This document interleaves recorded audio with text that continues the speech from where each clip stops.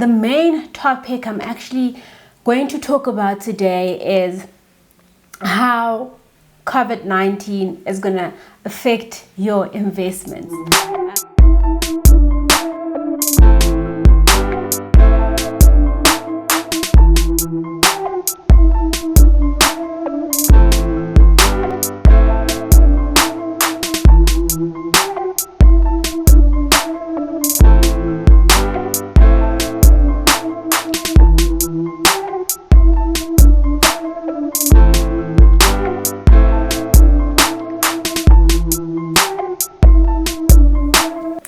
Hello there, beautiful people. Welcome to my YouTube channel. My name is Vivian Mojapelo, and for those of you that are returning, thank you very much for returning and welcome back. And for those of you who have never been here, I welcome you as well, and I hope that you will learn a thing or two from whatever I'll be talking about today. And today I have come feeling so heavy in my spirit because of this COVID-19 thing. Oh my goodness, guys, it is so heavy in my spirit, and I will explain in this video why it's making me feel so heavy in my spirit. But the main topic I'm actually going to talk about today is how COVID-19 is going to affect your investments. It is so daunting actually experiencing such a thing and having to go through life in the midst of all this COVID-19 situations. I am sitting in South Africa, and it's not even funny. I don't even know why I'm laughing. I'm laughing because it's painful from the inside. We are self-quarantining, and country will be on lockdown or shut down, and we will basically just not be allowed to go outside except to go to the doctor, to the shops, and all those necessary essential kind of things where we are allowed to go out.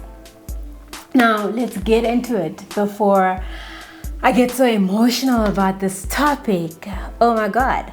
And let's talk about how I think your investments will be affected by this COVID-19 thing.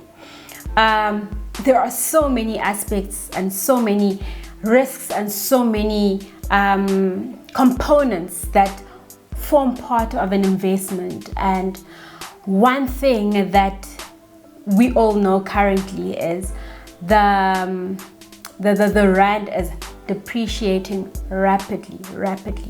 And I mean, like 3 weeks ago, 4 weeks ago, I don't know, at the time I'm posting this video, probably 5 weeks ago, the rand was like 14 rand something to the dollar, and now it's like 17 rand something to the dollar. For those of you who had already had offshore investments where you had put your money in a currency that is foreign, yay, you are the guys that have won. You are the guys where this basic, the whole depreciation of the rand is actually working great for you.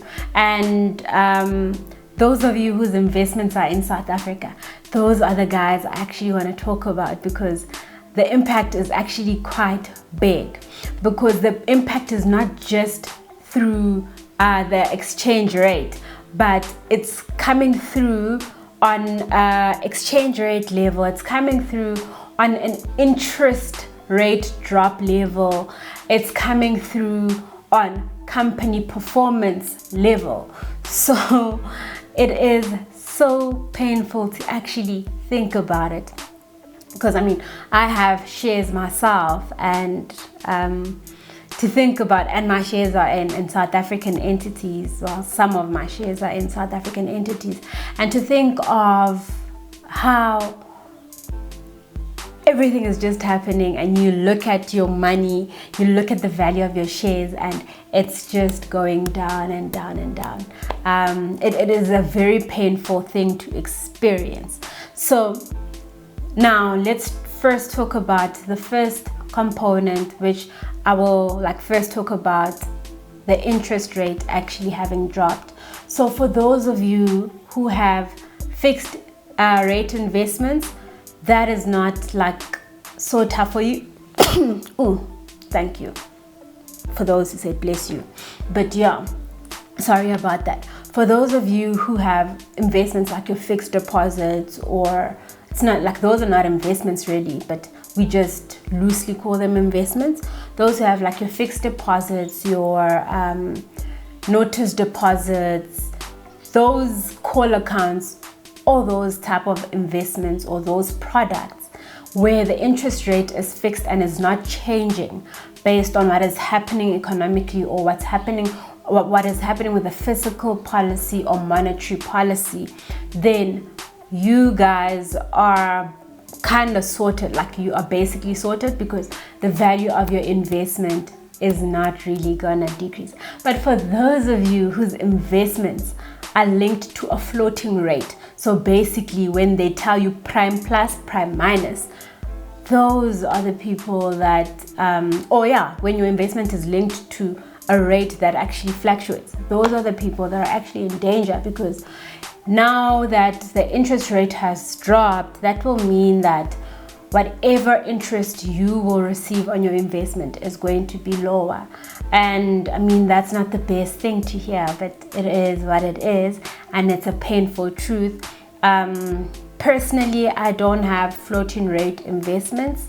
I have savings at a fixed rate, and I'm happy that at least I can get to keep that kind of value for my money. Another thing that is affecting your investments over and above the interest rate change is the performance of the company. We know heavily that those companies that are listed on their JSE, their share price also depends heavily on their performance. So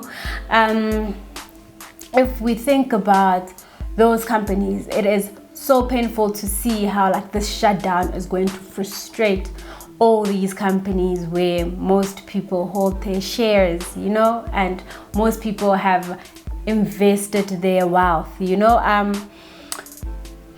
Like, if now you thinking about those companies that are not part of the essential services industry, those companies are probably taking the biggest knock, especially those that have not moved with technology, that don't have a technological infrastructure where customers can buy and deliveries can just happen, you know.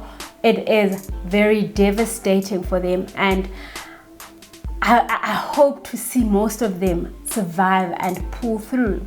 I'm very, very much worried and sad about Sasol. I personally had a holding or shares in Sasol, and yeah, to see what has just happened to it, yeah. So I'm hoping that we don't see a lot more of Sasols and all that stuff. And what the other thing that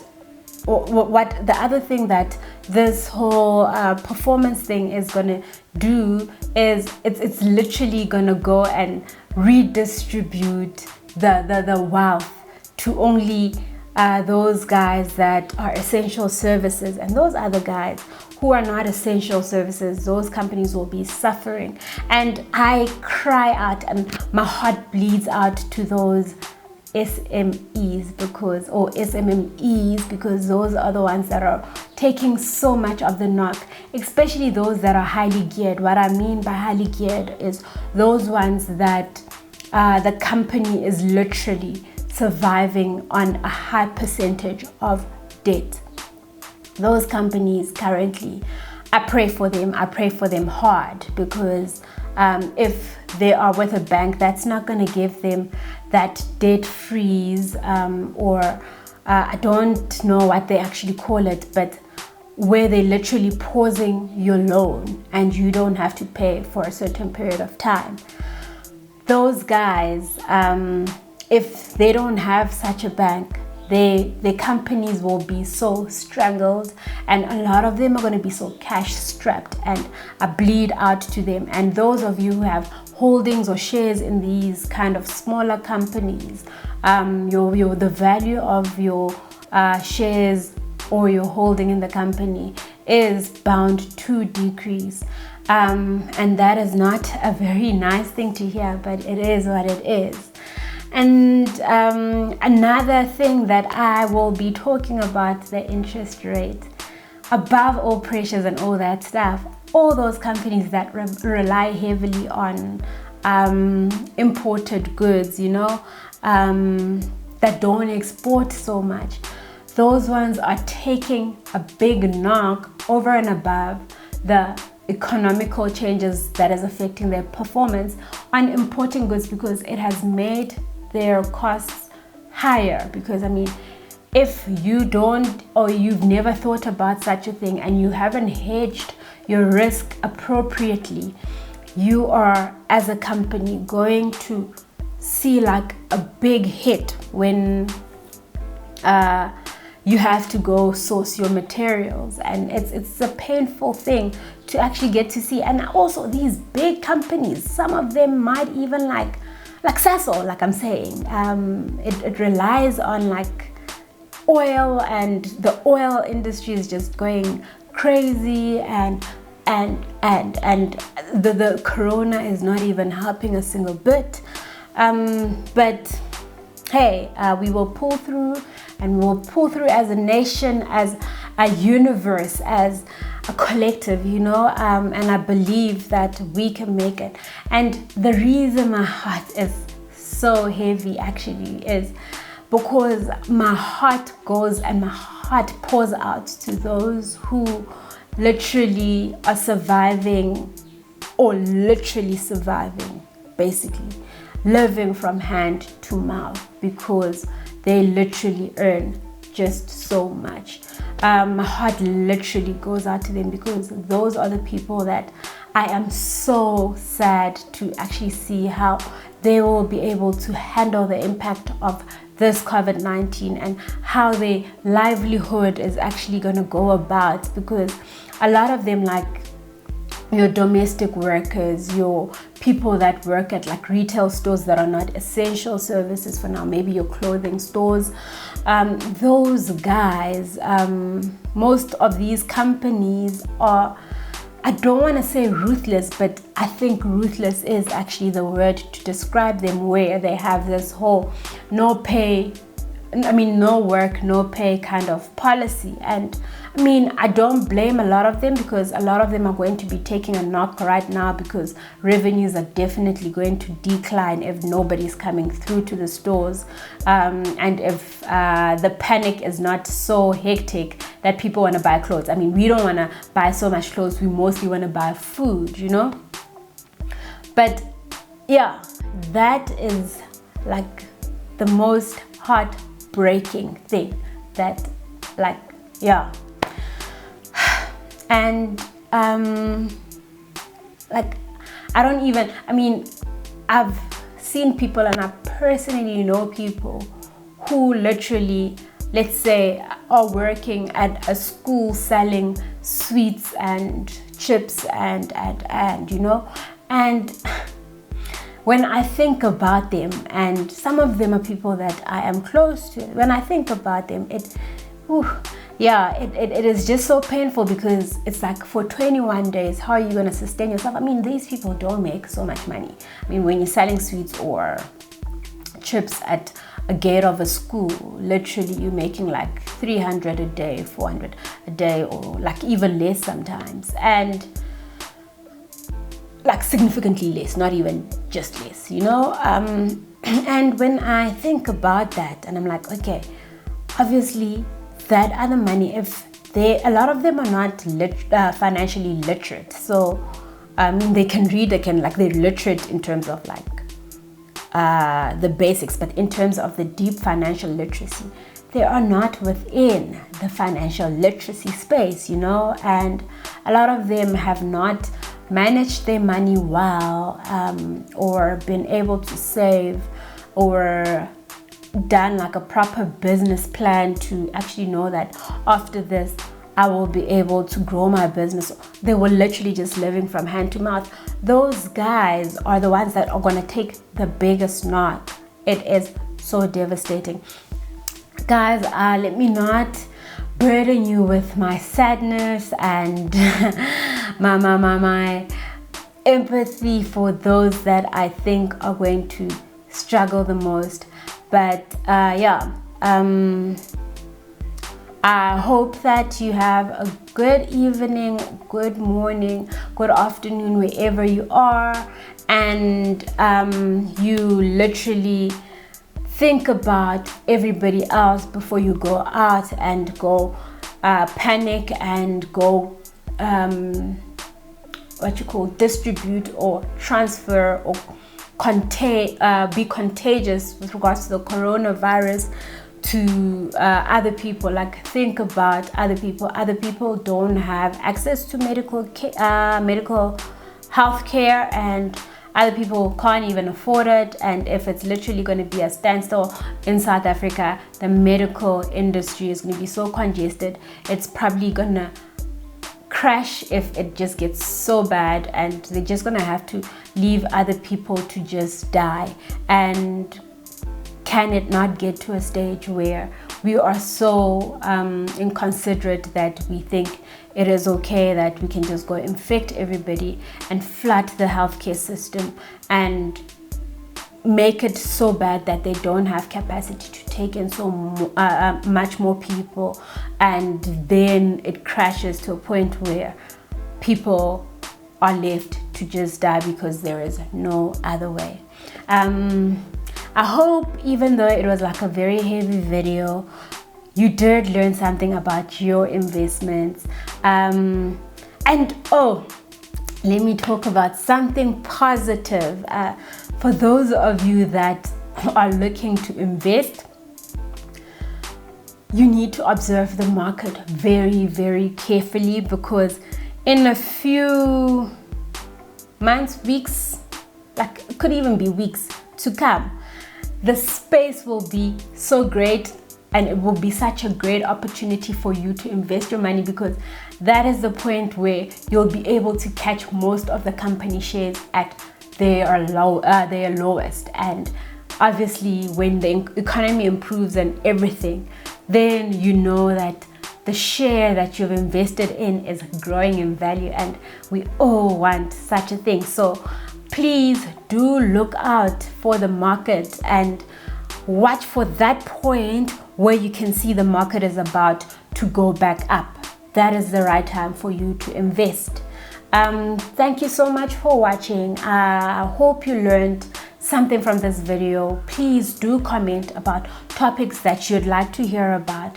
Don't forget to like and subscribe. Click that notification bell, just so that you know when I post something new. And I am looking forward also to your constructive criticism. I welcome that with an open heart. And any suggestions you may have for me, anything that could contribute to your life positively, please do post it or leave a comment down below. And I also post motivational messages on my LinkedIn. So for those of you that need that little boost or that bit of motivation, you can go onto my LinkedIn, because that's where I post like a lot more information than I do speak about. So yes, thank you so much for watching. I hope you have a good day, good evening, good night. Thank you so much.